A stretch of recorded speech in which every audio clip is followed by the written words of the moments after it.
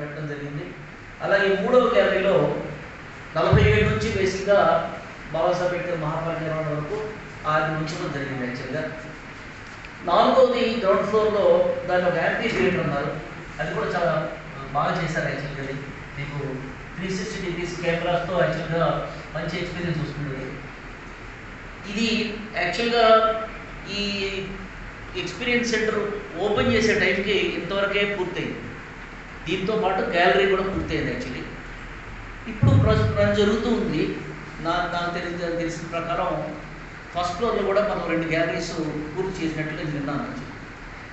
Gallery 5లో southern India connect, Ambedkar దక్షిణ భారతదేశంతో ఆయన సంబంధం.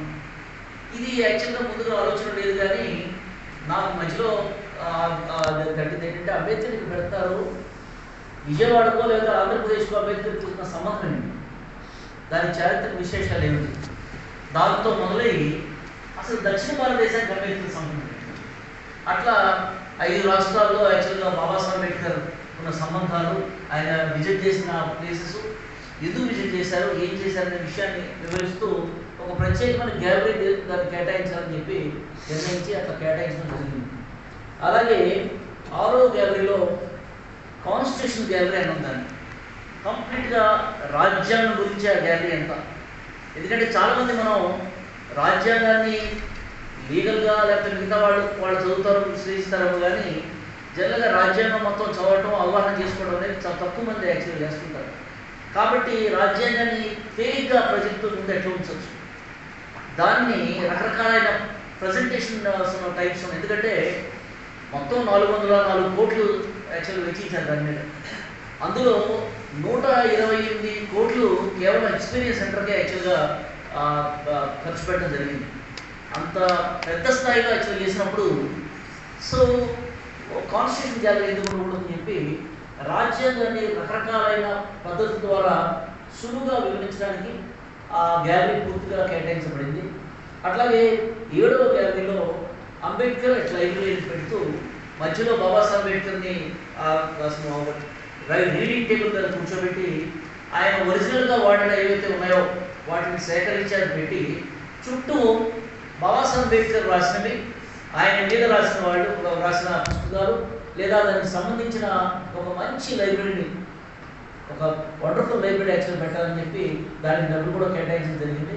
అది అంబేద్కర్ లైబ్రరీ అన్నాం. తర్వాత ఒక 80-90 మంది పట్టగలిగే మంచి లెక్చర్ హాల్ కాంప్లెక్స్ ఒకటి పైన ఒక కేటాయించడం జరిగింది. పైన మీకు ఎలా మెడిటేషన్ సెంటర్. మొత్తంగా ఇది ప్లస్ వరండాలో ఉన్న గ్యాలరీలో మ్యూరల్స్ అంటారు, పూర్తి చిత్రాలు. బేసిక్గా ఆ మ్యూరల్స్ వేయించాము. అంటే వేయించడానికి కష్టపడాల్సి వచ్చింది, ఎందుకంటే మన భావన ఆర్టిస్ట్కి అర్థం అవ్వాలి, తీసుకున్న టాపిక్ కూడా తనకి సింక్ అవ్వాలి, కాబట్టి చాలా టైం పడింది. ఒక ఢిల్లీలో ఉన్న అతను చేశాడు అవి, అట్లా ఒక 70 పెట్టడం జరిగింది. ఇది బేసిక్గా దీని దీంట్లో మనకు బయటకు వస్తూ ఉంది. డిస్ప్లే ఎట్లా ఉంది ఈ విషయాన్ని మీకు వివరిస్తా. డిస్ప్లే యాక్చువల్గా 35 అడుగుల ఎత్తులో వాల్ టు వాల్ వినింగ్స్ యాక్చువల్గా డిస్ప్లే. అంటే చాలా చూడటానికి చాలా మెజెస్టిక్గా ఉంటుంది. ఆల్మోస్ట్ లైక్ 35 ఫీట్ ఉన్న ఫొటోస్ యాక్చువల్గా అట్లా పెట్టాము, వినింగ్స్ ఫొటోస్. రెండవది ఇది ఒక state of the art lighting కానీ ప్రొజెక్షన్ కానీ చాలా టెక్నికల్గా నాకు తెలిసి. అంటే మామూలుగా ఢిల్లీలో 36 అలీపూర్ రోడ్డుని బాబాసాహెబ్ అంబేద్కర్ ఎంపీగా చేసి అక్కడ చనిపోయిన బంగ్లా ఉంది, దాన్ని కన్వర్ట్ చేశారు ఢిల్లీ గవర్నమెంట్ యాక్చువల్గా ఒక 2-3 ఇయర్స్ క్రితం. అది రాజ్యాంగం పుస్తకం ఓపెన్ అయినట్టు ఉంటుంది యాక్చువల్గా, ఆ షేప్లో తయారు చేశారు. అక్కడ వాడబడ్డ ఆ టెక్నాలజికల్ ఏవైతే ఉన్నాయో ప్రొజెక్షన్స్ దాదాపు ఒక 60% ఇక్కడ పెట్టారు. మిగతా 40% యాక్చువల్గా ఎక్స్టెండ్ చేసింది. సో ఈ డిస్ప్లేలో బేసిక్గా మీకు ఎక్కడైతే మీకు ఫోటో ఉంటుందో ప్రతి ఫోటోలో 90 యాక్చువల్గా ఎంఎం ఉంటాయి, మామూలుగా ఉండే ఇంచులు, 19 ఇంచులు ఉండే ఆడియో విజువల్ ప్యానల్స్ ఉంటాయి ప్రతి దాంట్లో. అలా ప్రతి దాంట్లో ఉంటే ప్రతి ఆడియో విజువల్ వస్తూ ఉందనుకోండి, ప్రజలకి చాలా డిస్టర్బెన్స్ ఉంటుంది, ఏది వినపడదు. కాబట్టి ఒక QR code audio visual connect పెట్టాం.